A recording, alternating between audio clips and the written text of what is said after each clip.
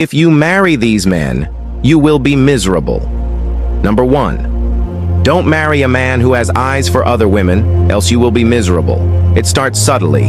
He follows women obsessively on social media. He flirts casually in conversations. His eyes wander even when you're beside him. You brush it off, thinking you can change him or that it's just how men are. But don't be deceived. A man who cannot honor you with his eyes will not honor you with his heart. A man who is constantly drawn to other women emotionally, physically, or sexually will eventually betray you. You will spend your marriage competing with strangers, doubting yourself, and crying over someone who promised you the world but has no control over his desires. Love isn't a competition. It's a commitment. If he can't control his lust now, marriage won't fix it. It will only give him a false license to hurt you behind closed doors. Number 2. Don't marry a man who cannot control his anger, else you will be miserable.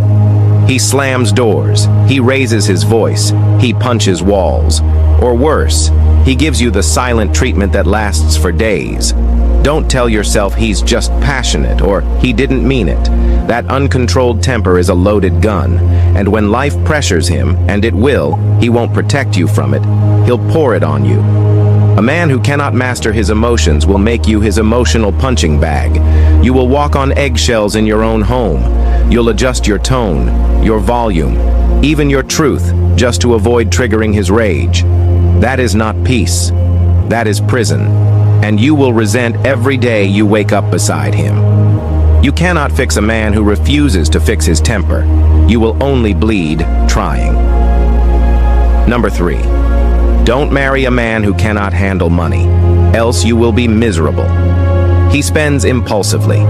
He has no savings. He's constantly in debt. He gambles, overspends, or simply has no clue how to build. If you marry this man, your life will be a financial storm, blowing from one emergency to another, with no peace in between. Love doesn't pay bills. Romance cannot replace responsibility. If he has no financial discipline, you'll carry burdens he was meant to shoulder. You'll be the one borrowing, budgeting, sacrificing, and explaining. And eventually, you'll feel more like his mother than his wife. It's not about riches.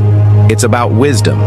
You don't need a man who's a millionaire. You need a man with vision, planning, and discipline. Because without stewardship, even abundance becomes disaster.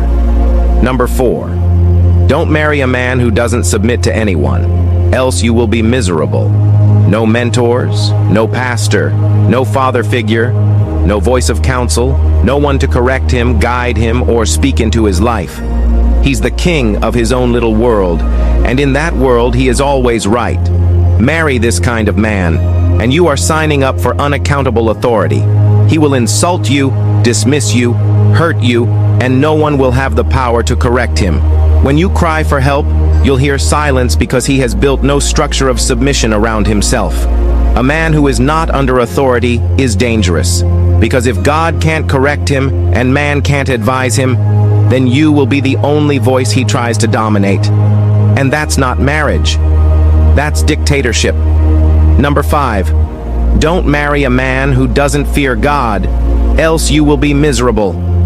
This is the foundation of it all. You can marry a man who looks good, speaks well, earns a lot, and dresses like a prince. But if he doesn't fear God, he will fear nothing.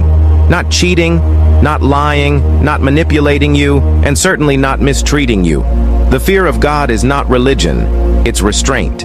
It's what keeps a man faithful when no one is watching. It's what makes him say sorry even when pride wants to speak louder. It's what stops him from crossing lines when temptation whispers. A man who doesn't fear God has no compass. He will justify sin. He will twist truth. And when you try to hold him accountable, he'll call you too spiritual. That man will break you slowly, until you begin to lose faith in God because of the behavior of someone who never knew him in the first place. So, my dear sisters, marriage is not a rehabilitation center. It is not your job to fix a broken man who refuses healing. It is not your calling to raise a man who should have been mentored long ago. You deserve love, not lessons wrapped in trauma. If you see these traits now, run. Don't reason with them. Don't romanticize them. Because after the wedding, those red flags don't disappear.